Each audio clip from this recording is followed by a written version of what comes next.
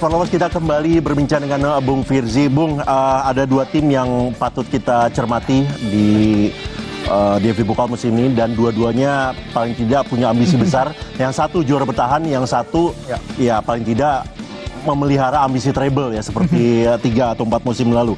RB Leipzig dan Bayern Munchen. RB Leipzig sendiri di DFB Pokal musim ini, dan susunan kesebelasan mereka musim ini seperti apa? Iya, mereka kan kehilangan banyak sekali pemain ya.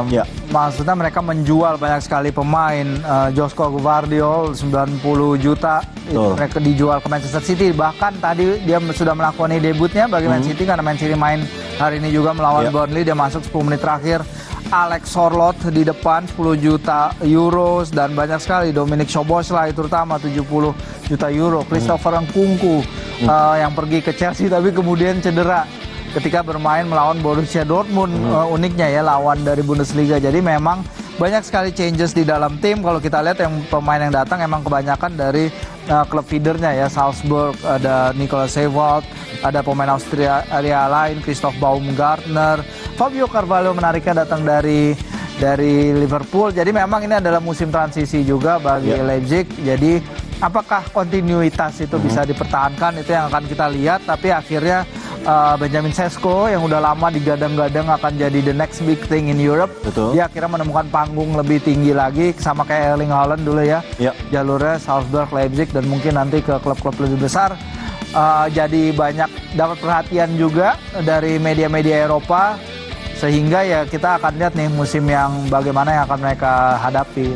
Sementara kalau Bayern ya kita tahu kan lagi ada, mereka lagi dalam proses merampungkan. Seperti apa wajah Bayern musim ini, dan tentunya dengan wajah baru dan ya ambisi dan cita-cita yang dibawa oleh seorang Harry Kane.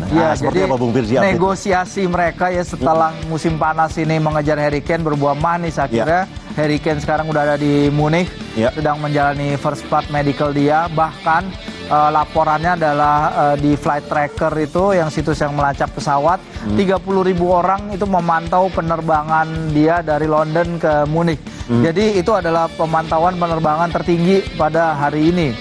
Jadi membuktikan bahwa interest dari orang-orang di Bavaria, dari orang-orang di Jerman terhadap kehadiran Harry Kane sangatlah tinggi sekali. Dan dia sudah dibilang bahwa Harry akan memakai nomor punggung 9, akan meneruskan legacy dari Munchen yang berisi top striker dari masa ke masa ya, mulai dari Gerd Müller, Jurgen Klinsmann, you name it, ada banyak sekali nama-nama luar biasa, hingga terakhir Robert Lewandowski. Dan harapannya memang banyak yang mengatakan bahwa keinginan Kane untuk mengemulasi karir pencapaian gol Lewandowski di Liga Jerman adalah salah satu yang bikin dia tertarik untuk pindah ke Jerman.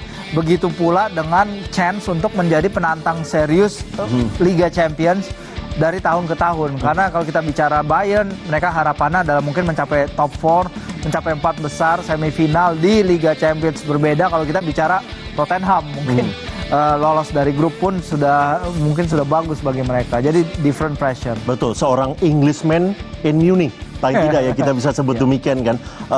Trofi yang diharapkan oleh seorang Bayern ya, raksasa Jerman, ataupun bahkan mungkin trofi DFB Pokal yang sudah 2 musim hilang dari lemari mereka.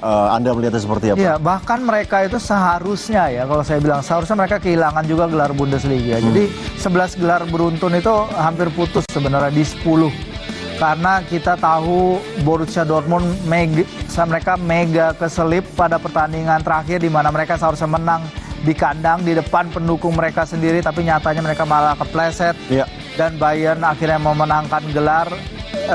Petinggi setelah itu akhirnya para petinggi Bayern kan semua change, semua gusur, pindah. Sini adalah manajemen atas, top level manajemen yang baru, sehingga ya Kane akan menemui suasana yang baru, dan dia akan menemui liga di mana akhirnya dia yang sudah berusia 30 tahun, dia mungkin lebih bisa merawat cederanya karena ada 34 pertandingan saja di Bundesliga dan ada winter break. Mungkin itu juga bermanfaat untuk memperpanjang karir dia. Dan tentunya akan kita nantikan sama-sama kiprah Harry Kane bersama Bayern Munchen di ajang DFB Pokal hanya di Kompas TV, Bung Firzi.